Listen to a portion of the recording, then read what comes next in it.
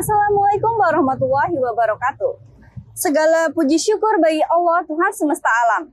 Sholawat serta salam kita panjatkan kepada Nabi besar kita, Nabi Muhammad SAW. Alhamdulillahirabbil alamin, kita dipertemukan lagi di Mutiara Iman. Semoga saudara dalam keadaan sehat walafiat. Amin amin ya robbal alamin.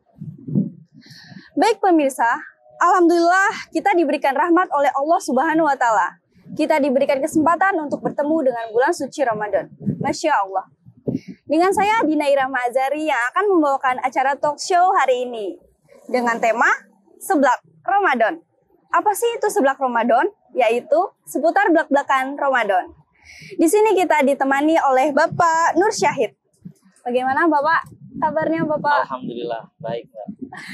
Bapak, kali-kali ini, hari-hari ini, akhir-akhir ini, Bapak sibuk ngapain sih Pak? Ya sebelumnya, Assalamualaikum warahmatullahi wabarakatuh. Jadi untuk kegiatan sementara ini ya biasa. Ada beberapa jadwal untuk ya sedikit mengisi ceramah-ceramah di berbagai majelis taklim gitu Mbak. Ya. Oke Bapak. Kan akhir-akhir ini udah banyak sirup marjan nih Pak di Indomaret atau di Alfa. Kan udah bau-bau Ramadan nih Pak ya. Iya. Nah, menurut Bapak nih, apa saja hal yang paling berkesan atau hal yang ditunggu-tunggu nih Pak di tiap bulan Ramadan? Jadi begini ya, bulan suci Ramadan itu kalau dalam hadis Nabi Muhammad SAW adalah bulan di mana kita memanen, ya. Maka dimulai dari bulan Rajab kemarin, Nabi Muhammad SAW menganjurkan kepada kita untuk mulai menanam. Kemudian di bulan Sya'ban kita mulai merawat, menyirami dan lain sebagainya. Dan di bulan suci Ramadan ini kita nantinya akan memanen.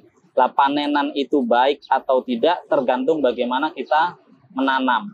Maka hal-hal yang mungkin ditunggu banyak orang di bulan suci Ramadan, kalau kita lihat dari berbagai sudut pandang orang itu sendiri, kalau mungkin para pedagang ya tentu rindu dengan bagaimana omsetnya naik, jualan takjil dan lain sebagainya kan gitu.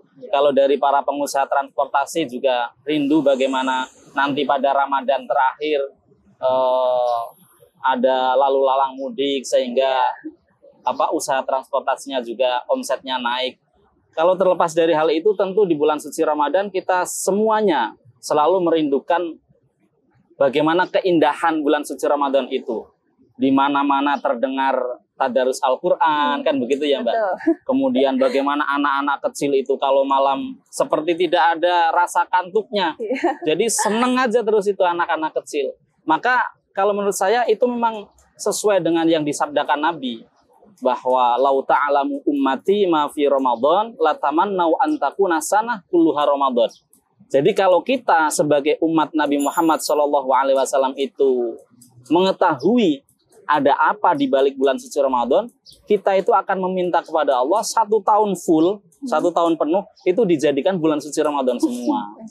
Itu karena saking hebatnya hal-hal yang akan terjadi di bulan suci Ramadan atau rahasia-rahasia yang tersimpan di bulan suci Ramadan, begitu Mbak. Nah, oke. Bagaimana kalau Bapak punya hutang puasa Ramadan, tapi belum sempat mengganti sampai Ramadan berikutnya tiba? Ini biasanya Pak yang terjadi pada kaum wanita. Iya nih Pak. Biasanya jadi para pemirsa ya, kaum wanita itu terkadang suka entah itu benar-benar lupa atau lalai atau memang ya sengaja dilupakan. Ya padahal dilupakan itu menyakitkan kan Mbak. Iya, emang sakit banget Pak.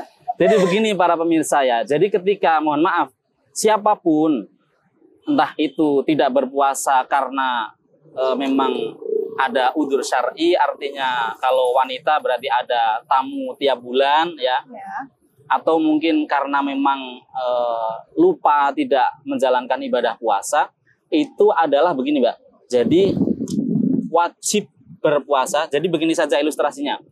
Ini kan tahun 2022. Taruhlah 2021 kita punya hutang puasa 1 minggu, kan seperti itu.